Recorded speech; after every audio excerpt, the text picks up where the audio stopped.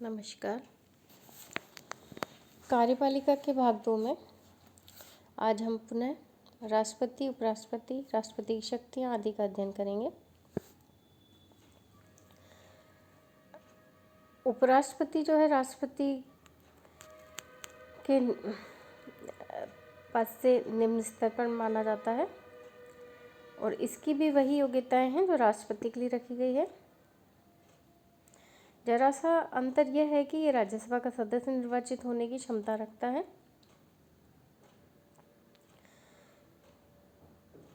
और इसके चुनाव में 20 प्रस्तावक और 20 अनुमोदक होने चाहिए। सिर्फ सांसद वोट देते हैं, चाहे वे निर्वाचित हो या मनोनीत हो। प्रणाली एकल संक्रमणीय आनुपातिक प्रणाली के आधार पर चुनाव होते हैं। इसको हटाने का तरीका भी बड़ा आसान है। इसका प्रस्ताव पहले राज्यसभा में पेश करते हैं और फिर वहीं चर्चा होती है और वह पूरे हाउस में साधारण बहुमत से पास हो जाना चाहिए। वहाँ से लोकसभा में जाएगा और वहाँ भी इसे बहुमत से पास होना चाहिए। पास होने पर उपराष्ट्रपति को हटा दिया जाएगा।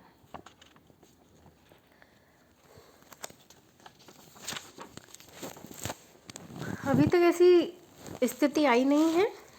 उपराष्ट्रपति के 3 कार्य हैं। राष्ट्रपति के सहयोग करना, जैसा वो माने। अगर किसी का कारण पर राष्ट्रपति का पद खाली हो जाए तो कार्यवाहक राष्ट्रपति के रूप में कार्य करना, लेकिन शपथ लेनी पड़ेगी।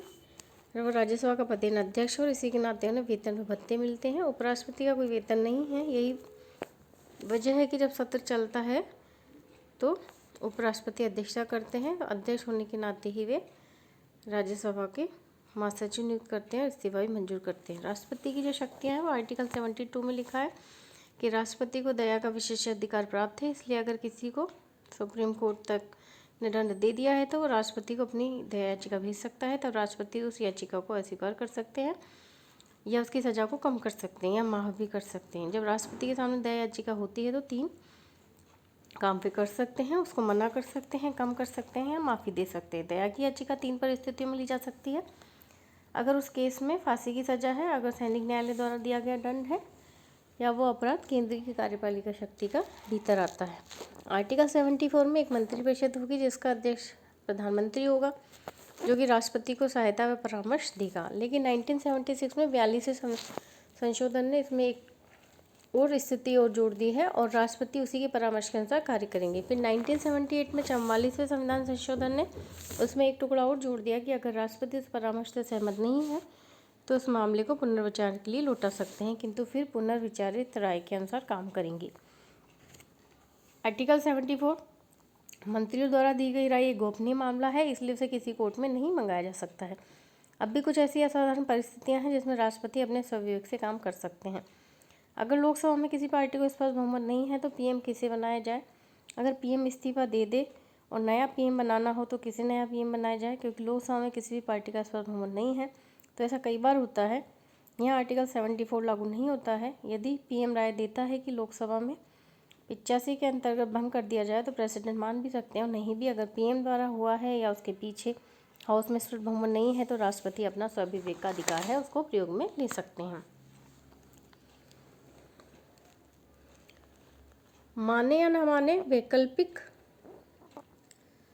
सरकार बना दें, ये जो है प्रधानमंत्री का ही, और प्रधानमंत्री की सलाह माने या न माने ये उनका स्वविवेक का अधिकार है।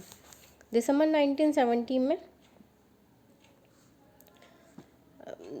इंदिरा गांधी ने ऐसी सलाह दी और राष्ट्रपति वीवी गिरी ने उसको मान लिया, जबकि अगस्त 1979 में चरण सिंह ने ऐसा परामर्श दिया और राष्ट्रपति संजीव रेड्डी ने उसे मान लिया। अगर वैकल्पिक सरकार ही नहीं बन नहीं सकती तो पहले राष्ट्रपति वैकल्पिक सरकार बनाने की पूरी कोशिश करेंगे और अगर ऐसा नहीं होता है तो वो लोकसभा को भंग कर ही देंगे, जिसने 1998-99 में राष्ट्रपति नारायण ने किया। बॉम्बे केस 1994 में सुप्रीम कोर्ट ने कहा कि अगर आर्टिकल 356 का दुरुपयोग किया जाता है तो कोर्ट मंत्रियों की दी हुई सलाह को मंगवा सकती है। ऐसा सिर्फ एक ही केस है।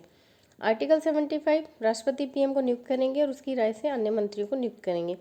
सभी मंत्री राष्ट्रपति के प्रसाद काल में कार्य करेंगे। मंत्रिपरिषद सामूहिक रूप से लोकसभा के प्रति उत्तरदायी होगी। राष्ट्रपति सभी मंत्रियों को पद व गोपनीयता की शपथ दिलवाएंगे और उसके बाद ही वे अपने पद पर कार्य करेंगे। अगर कोई मंत्री अपनी नियुक्ति के समय संसद या सदस्य नहीं है तो उसे आगामी 6 महीने के भीतर एमपी हो जाना चाहिए। आर्टिकल 75 मंत्रियों के वेतन और भत्ते संसद के कानून द्वारा निर्धारित किए जाएंगे। प्रशासनिक सुधार आयोग रिपोर्ट या मोरारजी कमीशन रिपोर्ट 1966 में सिफारिश की गई थी कि पीएम लोकसभा में से ही लिया जाना चाहिए और मंत्रिपरिषद की कुल संख्या संसद की संख्या की 11% से अधिक नहीं होनी चाहिए।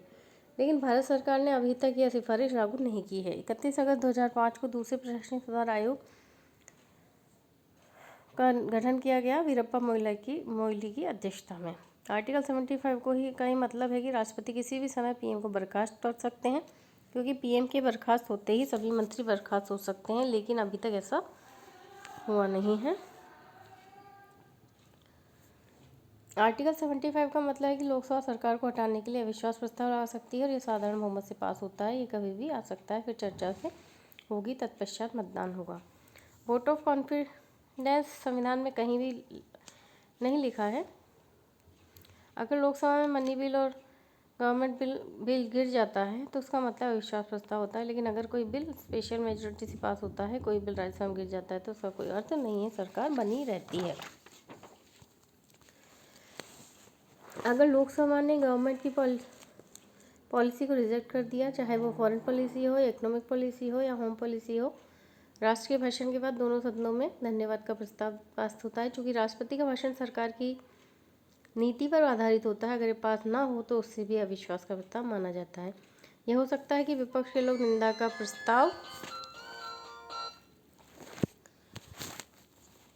प्रस्ताव